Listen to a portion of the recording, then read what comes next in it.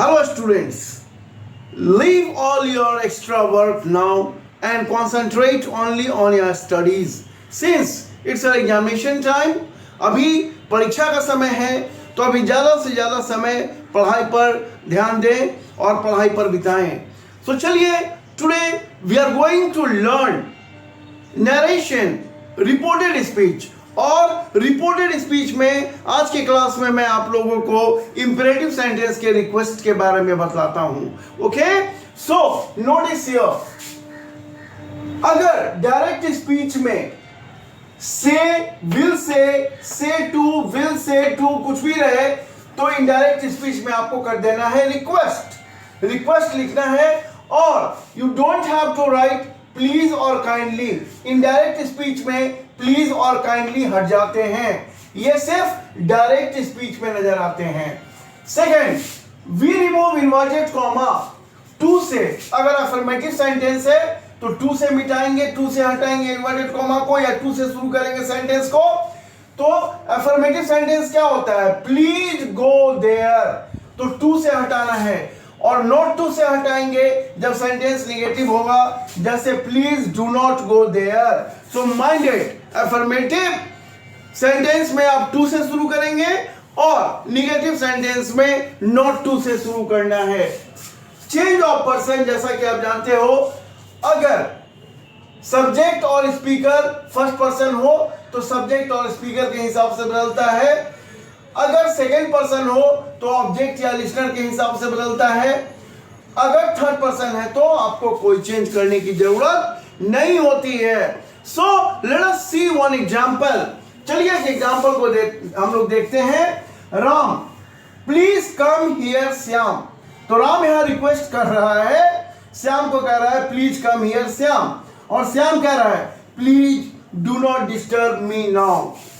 तो यहां पे आपने राम और श्याम के कन्वर्सेशन को देखा. They both are making request. Okay, so let us see how to solve. Ram request Shyam, तो ये अफर्मेटिव सेंटेंस है, प्लीज कम हियर. तो यहां हमें तोड़ना है to say, to come here. Mind it one thing, since reporting verb, ये वाला वर्ब प्रेजेंट टेंस में है, तो आपको कम को कम ही लिखना और हेयर को हेयर ही लिखना है. नेक्स्ट एग्जांपल में देखते हैं हम लोग. Shyam, please do not disturb me now, ये नेगेटिव सेंटेंस है, तो नेगेटिव को कैसे तोड़ते हैं? नॉट टू से तोड़ते हैं. तो श्याम रिक्वेस्ट हिम नॉट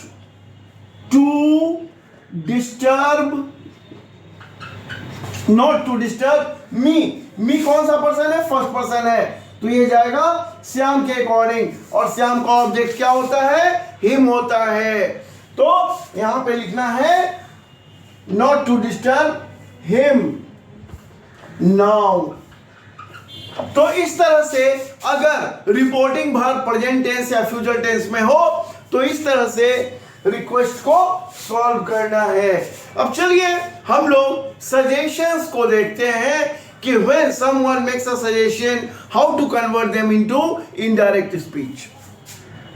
चलिए हम लोग लेट से शुरू होने वाले इंपेरेटिव सेंटेंसेस को जानते हैं. लेट से सेंटेंसेस शुरू होते हैं, जैसे लेट से चलो हम लोग वहां चलें, let us go there, let us come here, let us play cricket. तो ऐसे वाक्यों को हम लोग कैसे इनडायरेक्ट स्पीच में कन्वर्ट करेंगे? Let us know that. Okay, so say और विल से हो अगर, तो नो चेंज करना है, इसी को लिख देना है इधर. से के बाद टू या विल से के बाद टू अगर है तो सजेस्ट या विल सजेस्ट हो जाता है. Second one, we remove inverted comma. To say affirmative sentence को हटाना है, जैसे लिखा हो लेट अस स्टडी, तो टू लगा के हमें शुरू करना है, या टू से इन्वर्टेड कॉमा को हटाना है. नॉट टू से हम इन्वर्टेड कॉमा को हटाएंगे या फिर सेंटेंस को शुरू करेंगे जब सेंटेंस निगेटिव होगा, जैसे let us not waste time. हम लोग कभी कभी इन्वर्टेड कॉमा को दैट से भी हटाते हैं, और सजेशन के लिए हम लोग शुड का प्रयोग करते हैं.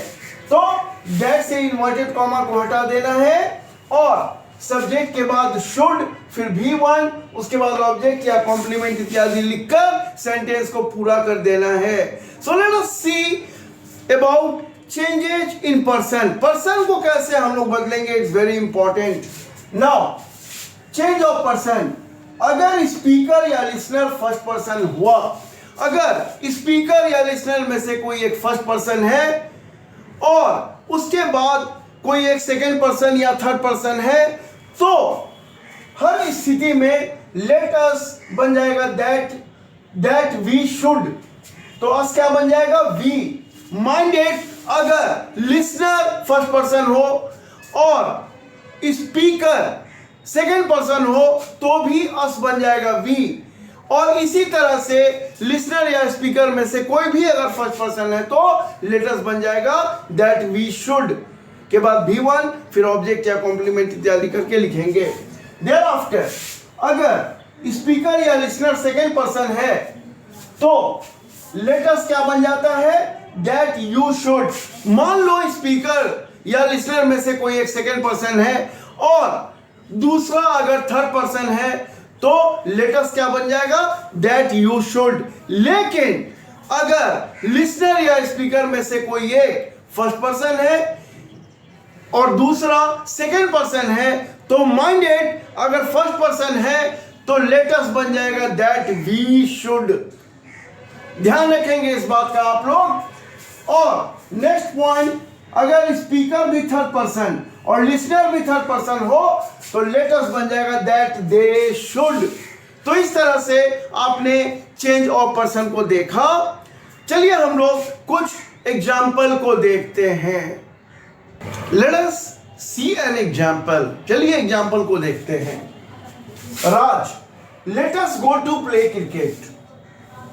Avinash, it's a good idea, let us play a match.